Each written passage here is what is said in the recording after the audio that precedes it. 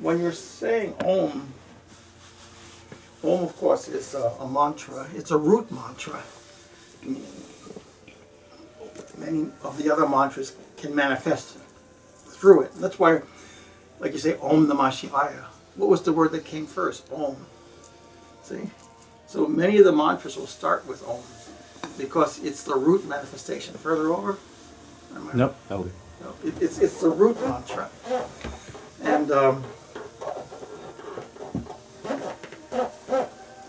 give you just a very short conceptualization of that Om, you can say all this is God. That all of manifestation is part of the body of God.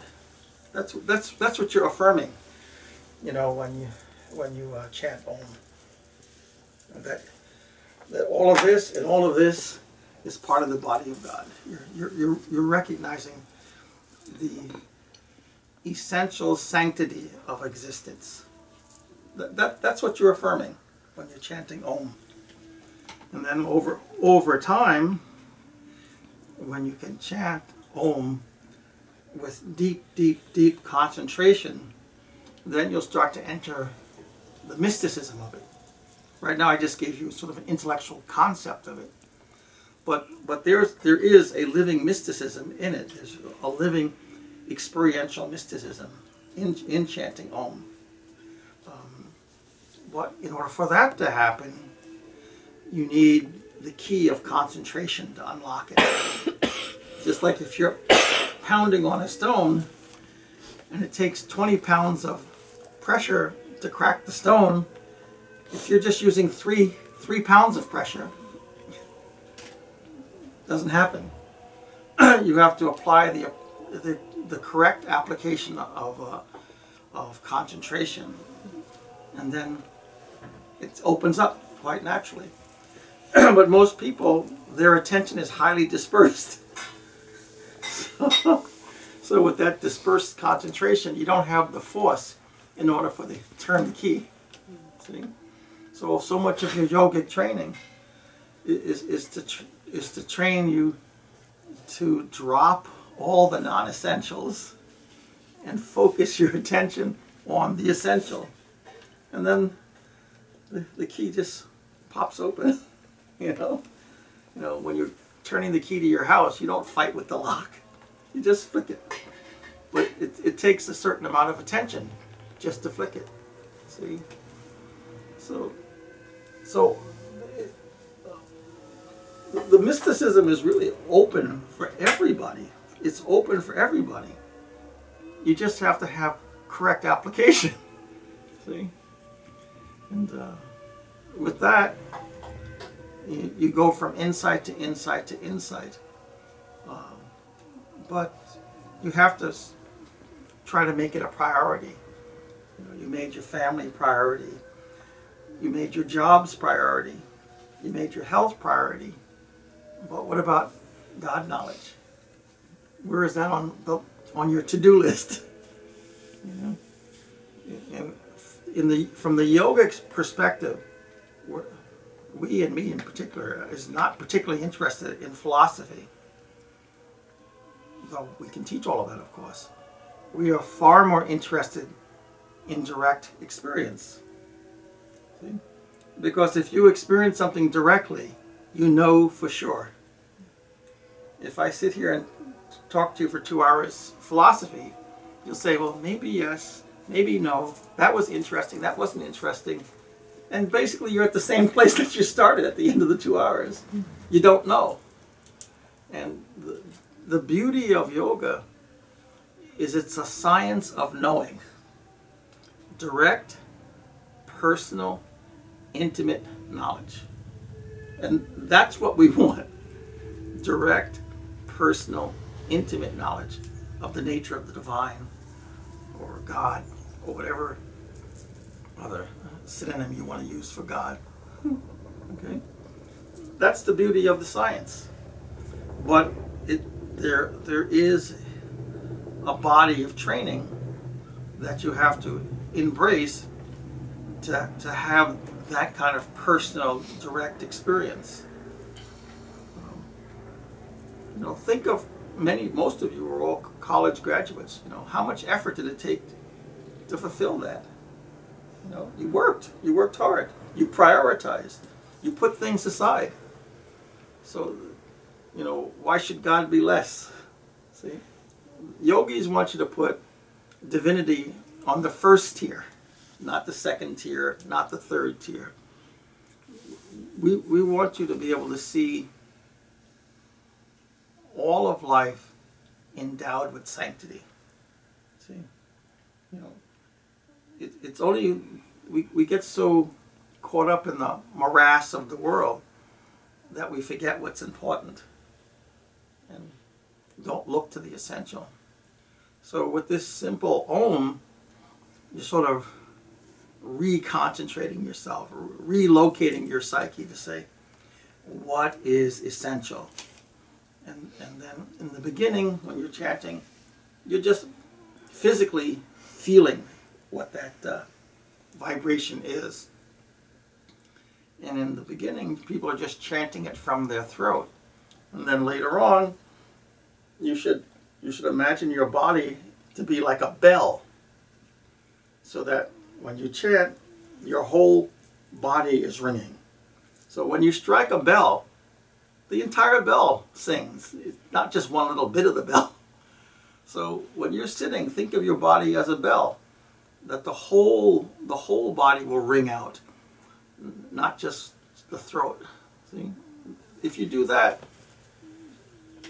it's more intelligent practice. You're going to get more out of it, and then over time, as you can concentrate your mind, and then get some more technical instructions from the teacher,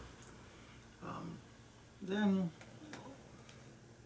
every level of mysticism will arise in your own life. And so whether you're studying the Gita, or the Bible, or the Quran, or the Torah, or the Zenavesta, or Buddhist texts, all of these texts discuss the mysticism that can happen in a person's life. That's not theoretical. That's not mythical. That's not just pleasant stories. It's a reality. It's a reality. It's all based on a sacred science. They're discussing a sacred science. For many of us, we think it's mythological. Why? Because we haven't applied the science. So we think it's a myth. And we think about it in a mythological sense, when it's really quite literal. It's quite literal. There's a seat over here. There you go. Yeah. No, that's okay. He'll sit there. Thank you very much. It's kind of you.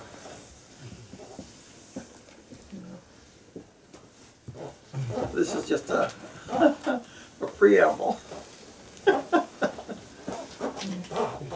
And eventually, once we get the talk going, at any point, you can just raise your hand, and if you have a question or you want a refinement of whatever I'm talking about. It's a pretty good situation that you're in. The situation is, your job is to ask 10,000 questions. My job is to answer 10,000 questions. See? You should be satisfied. See?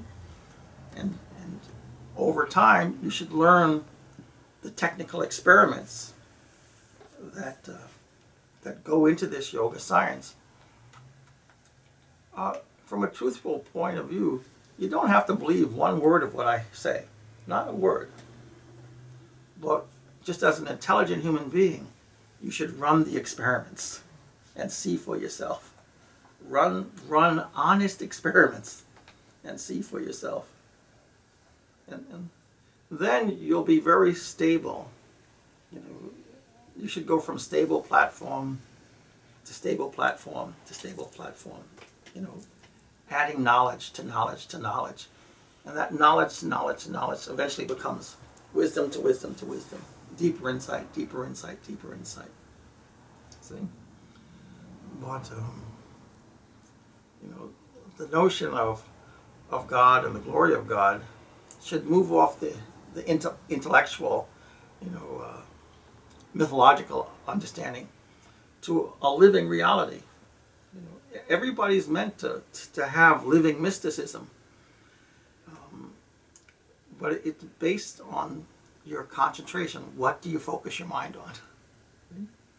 Depending on what you focus your mind on, that's going to determine your personal experience. See, there's a saying: a thief only sees your pockets. A saint only sees your heart. See, each one is a completely different living reality based on their concentration. One is a saint because he's always seeing the heart, the universal heart in each individual and in life itself. The other is a thief because he only sees what can be grasped at. See? And their personal experiences are radically different. One knows the nature of God. The other lives in a fearful condition.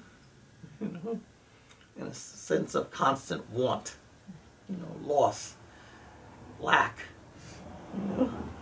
So it's where you focus your mind will determine your experience. So we have thousands of ways for you to focus your mind on the sacred, and that will become your living reality. So we'll bring our spines erect, and you'll take a deep breath in,